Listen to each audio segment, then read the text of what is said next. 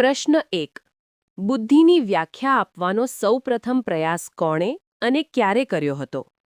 સાચો જવાબ બી. એબિંગહોઝ 1879. પ્રશ્ન 2. અંગ્રેજી શબ્દ ઇન્ટેલિજન્સ એ લેટિન ભાષાના કયા ક્રિયાપદ પરથી બનેલો છે અને તેનો અર્થ શું થાય છે? સાચો જવાબ સી. ઇન્ટેલિજરે સમજવું. પ્રશ્ન 3.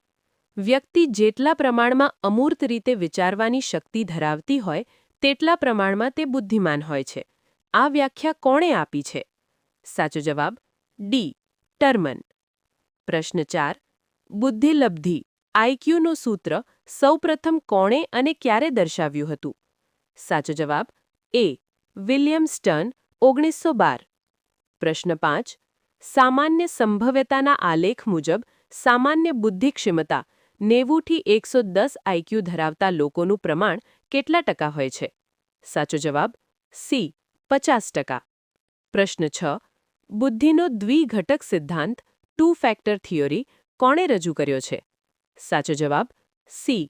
ચાર્લ્સ સ્પીયરમેન. પ્રશ્ન 7. સ્પીયરમેનના સિદ્ધાંત મુજબ જી ફેક્ટર એટલે કે સામાન્ય બોધ તત્વની લાક્ષણિકતા કઈ છે? સાચો જવાબ બી. તે જન્મદત્ત ક્ષમતા છે. પ્રશ્ન 8. બુદ્ધિ અંગેનો ત્રિપુટીનો સિદ્ધાંત ટ્રાયાર્કિક થિયરી 1985માં કોણે આપ્યો છે? સાચો જવાબ સી. Robert Sternberg. પ્રશ્ન 9. સ્ટર્નબર્ગના સિદ્ધાંતમાં કઈ બુદ્ધિને વ્યવહારિક બુદ્ધિ એટલે કે પ્રેક્ટિકલ ઇન્ટેલિજન્સ તરીકે પણ ઓળખવામાં આવે છે? સાચો જવાબ ડી. સંદર્ભગત બુદ્ધિ. પ્રશ્ન 10. જેપી ગિલફર્ડના ત્રિપરિમાણાત્મક સિદ્ધાંતમાં બુદ્ધિના કુલ કેટલા ઘટકો દર્શાવવામાં આવ્યા છે? સાચો જવાબ બી. 150. પ્રશ્ન 11. હાવર્ડ ગાર્ડનરે બહુવિધ બુદ્ધિના સિદ્ધાંત 1983માં કેટલા પ્રકારની લાક્ષણિકતાઓ એટલે કે બુદ્ધિ દર્શાવી છે? સાચો જવાબ સી. 8. પ્રશ્ન 12. વાહન ચાલકો, ઓપરેશન કરનાર ડોક્ટરો અને ઇજનેરોમાં કયા પ્રકારની બુદ્ધિ સવિશેષ જોવા મળે છે? સાચો જવાબ એ. અવકાશીય બુદ્ધિ સ્પેશિયલ ઇન્ટેલિજન્સ. પ્રશ્ન 13. બુદ્ધિ અંગેનો પાસ સિદ્ધાંત કોણે રજૂ કર્યો છે? સાચો જવાબ બી. જેપી દાસ. પ્રશ્ન 14.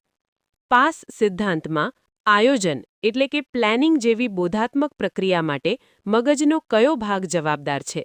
સાચો જવાબ ડી. અગ્રખંડ એટલે કે ફ્રન્ટલ લોબ. પ્રશ્ન 15. માનસિક વય ગણતી વખતે કસોટીના દરેક સાચા ઉત્તર દીઠ કેટલા માસની માનસિક વય ગણવામાં આવે છે? સાચો જવાબ એ. 2.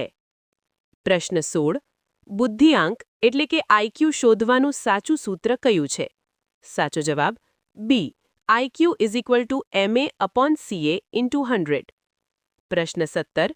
સ્ટેનફર્ડ બિનેની બુદ્ધિ કસોટી અંગ્રેજી ભાષામાં સૌપ્રથમ ઈસવીસન 1916માં કોણે રજૂ કરી?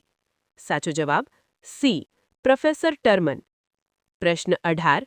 વેક્સલરની પુખ્ત વયની વ્યક્તિઓ માટેની કસોટી WAIS કયા વય જૂથ માટે ઉપયોગી છે? સાચો જવાબ સી. 16 થી 64 વર્ષ. પ્રશ્ન 19. રેવનની બુદ્ધિ કસોટી રેવન્સ પ્રોગ્રેસિવ મેટ્રિસીસ કયા વર્ષમાં રચવામાં આવી હતી? સાચો જવાબ બી. ઈસવીસન 1936. પ્રશ્ન 20. હળવી એટલે કે માઇલ્ડ મનોદુર્બળતા ધરાવતી વ્યક્તિનો બુદ્ધિઆંક કેટલો હોય છે? સાચો જવાબ બી. 50 થી 69. પ્રશ્ન 21. કસોટીઓના આધારે જેઓનો બુદ્ધિઆંક સામાન્ય રીતે કેટલા કરતાં વધારે હોય તે વ્યક્તિને પ્રતિભા સંપન્ન એટલે કે ગિફ્ટેડ ગણવામાં આવે છે? સાચો જવાબ ડી. 130. પ્રશ્ન 22. પ્રતિભા સંપન્ન વ્યક્તિઓનો અભ્યાસ ઈસવીસન 1925માં કોણે શરૂ કર્યો હતો? સાચો જવાબ સી. ટર્મન. પ્રશ્ન 23.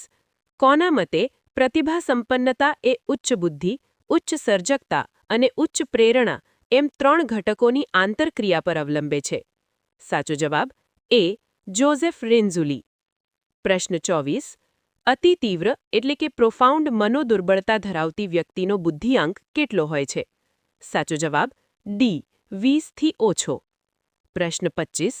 સામાન્ય રીતે 70 થી ઓછા બુદ્ધિઆંકવાળી વ્યક્તિને કયા નામે ઓળખવામાં આવે છે? સાચો જવાબ સી. માનસિક પડકારરૂપ એટલે કે મનોદુર્બળ.